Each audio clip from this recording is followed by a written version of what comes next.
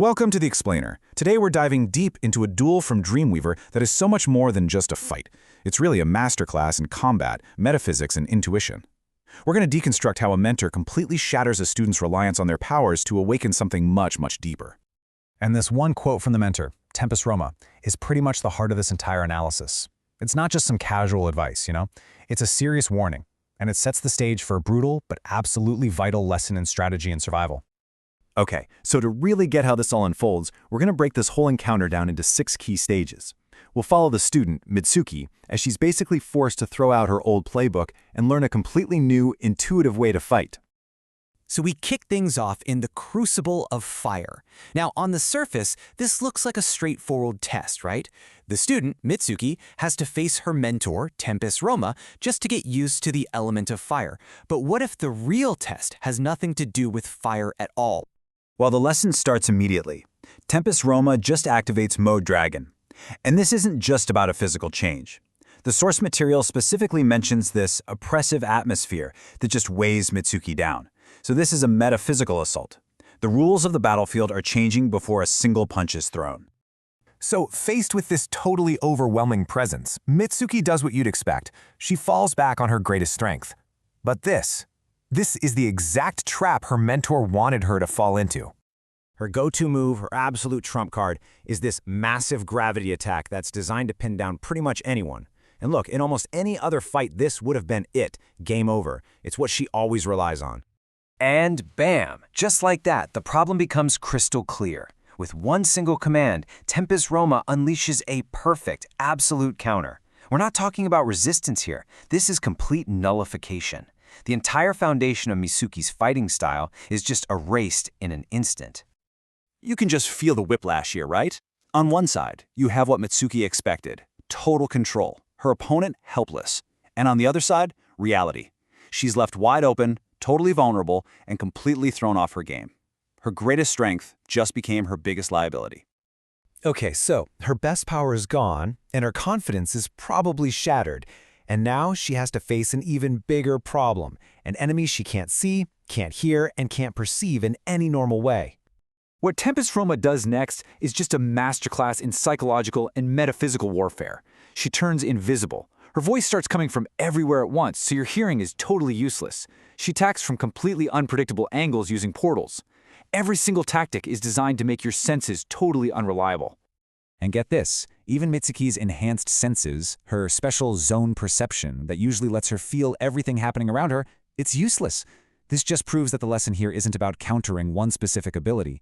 Tempus Roma is forcing her to abandon her entire sensory toolkit and find a whole new way to see the world. So let's pause for a second. Her powers are gone, her senses are useless. And yet, somehow, she's still dodging these attacks. How is that even possible? Well, the answer isn't something she can see or hear. It's coming from inside. This is really the core question of the entire duel, isn't it? How do you possibly fight something that exists completely outside of your normal perception?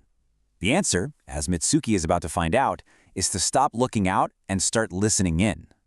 And this is what she starts to pick up on. It's not just some vague hunch. It's a clear, repeatable pattern of physical sensations. Her gut tightens up. She gets this awful sense of foreboding, and, here's the key, a sudden rush of heat right before every single attack. Her body knows what's coming before her brain does. Then Tempus Roma drops this little cryptic clue. It's a great metaphor. She's basically saying that even if your view is limited, you can still perceive a bigger, more fundamental force, like sunlight. She's telling Mitsuki to stop looking for the shape of the attack and start sensing the energy behind it. And that's it. That's the light bulb moment. Mitsuki starts to understand that this gut feeling isn't just a random instinct. It's a real, tangible, metaphysical sense, a completely new way of seeing. Now this is where we get into the really cool metaphysical stuff. That burning in her gut, it's not a metaphor.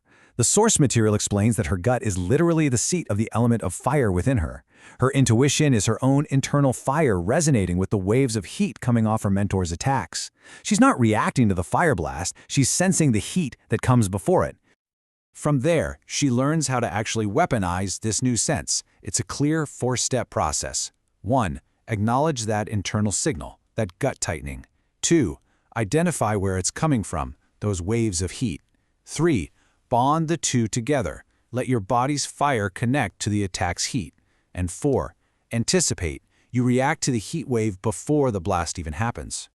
And the result is just incredible. By trusting this new elemental intuition, she can flawlessly dodge a storm of attacks from an opponent she still technically can't see or hear. She's not just reacting anymore, she's anticipating. It's a total game changer. And with that, the physical test is over. The lesson has been learned. Tempest Roma powers down Mode Dragon delivered the final and, frankly, the most crucial takeaways of the whole duel. The debrief is direct and powerful. First, Tempest Roma calls out Mitsuki's dangerous habit of relying on her gravity powers. But more importantly, she completely shatters the idea that opponents will fight with honor. This duel was never really about fire. It was about destroying a dangerously naive way of thinking. This slide just lays it all out, doesn't it? A chivalrous fighter expects a fair fight and leans on their best skills. A winning fighter, on the other hand, expects dirty tricks, prepares for their best skills to be useless, and is ready to adapt to absolutely anything. The whole point was to turn Mitsuki from an honorable fighter into a survivor. And all of this leaves us with a really fascinating question to think about. This duel proves that sometimes your greatest strengths can actually be your biggest blind spots. They can literally stop you from developing other, maybe even deeper abilities. So it makes you wonder, what potential is hidden inside of you, just waiting for your greatest strength to fail?